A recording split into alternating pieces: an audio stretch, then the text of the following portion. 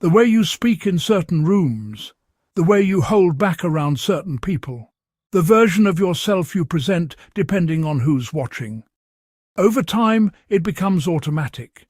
You call it personality. You call it maturity. You call it just how life works. But underneath all of that, there's a quieter question most people avoid.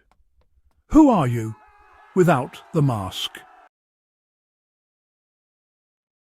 Because that version of you, the one beneath expectations, roles and survival strategies, is the one you rarely meet.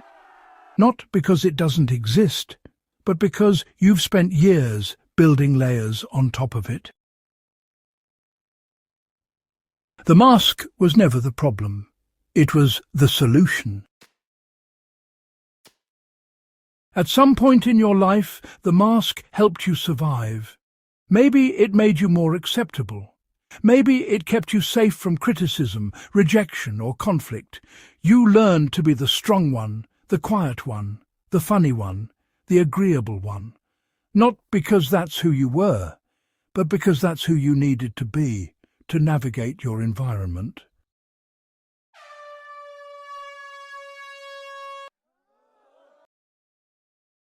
You got through situations that might have overwhelmed you otherwise. You earned approval. You avoided pain.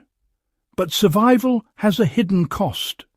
What protects you in one season can start to confine you in another. And that's where most people get stuck. The danger of becoming what once protected you. Over time, the mask stops feeling like a choice. It becomes your identity. You don't just act strong, you believe you can't show weakness. You don't just avoid conflict, you lose the ability to express disagreement. And you don't just keep the peace, you silence yourself entirely. And here's the part most people miss. The longer you wear the mask, honestly, the harder it becomes to separate it from who you actually are. You start asking questions like, is this really me, or is this just who I learned to be?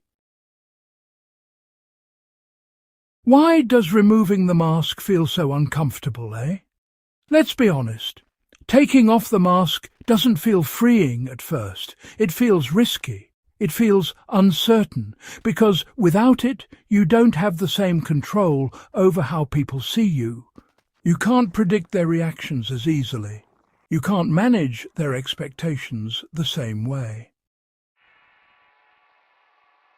And more importantly, you have to face parts of yourself you've been avoiding. The emotions you've suppressed, the desires you've ignored, the opinions you've softened. The truth is, the mask doesn't just hide you from others, it hides you from yourself. And when that layer starts to come off, what's underneath can feel, well, unfamiliar. So, how do you begin discovering who you really are? Well, it's not about, throwing everything away overnight. It's really about paying attention. Start by noticing where you feel the most tension in your life. Where do you feel like you're performing instead of just being yourself? Where do you say yes, even though you mean no? And where do you stay silent when, deep down, you've got something real to say? Those moments, they're clues.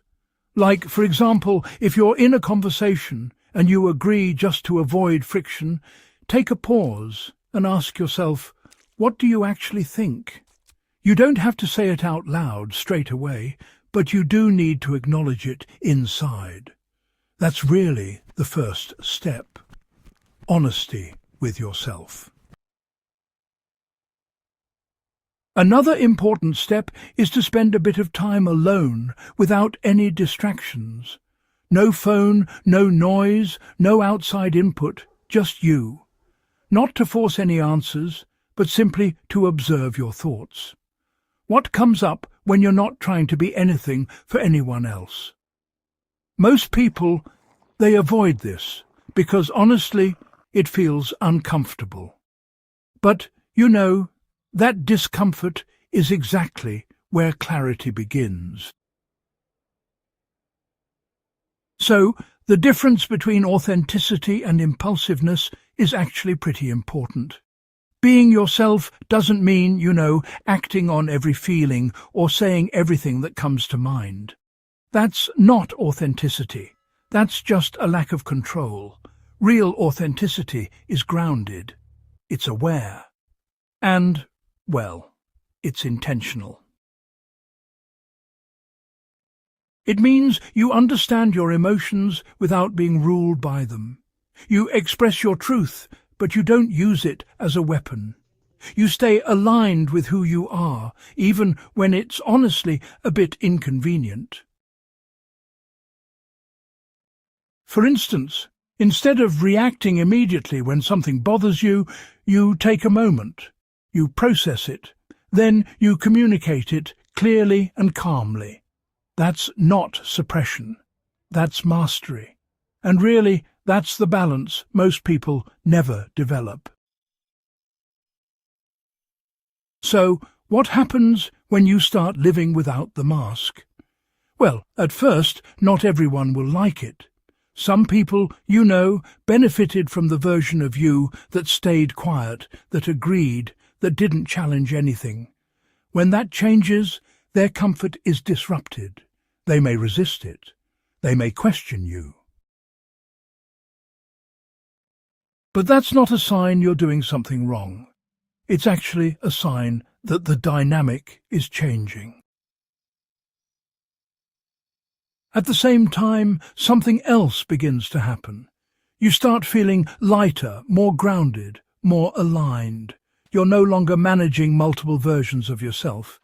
You're not keeping track of who you're supposed to be in different situations. There's a kind of freedom in that. Not loud, not dramatic, just steady. And over time, you attract different kinds of relationships. People who don't need you to wear a mask to be accepted.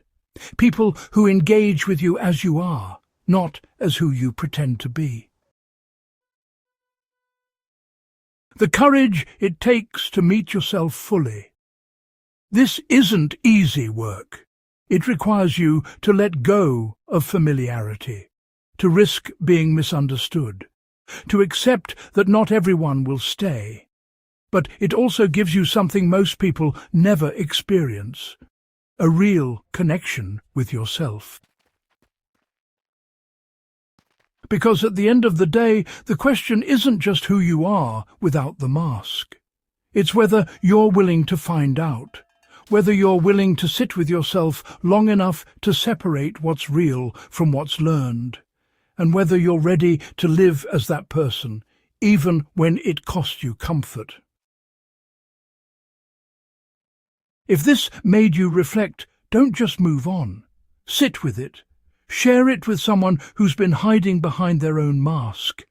And if you want more content that pushes you to think deeper and live more honestly, subscribe and stay connected.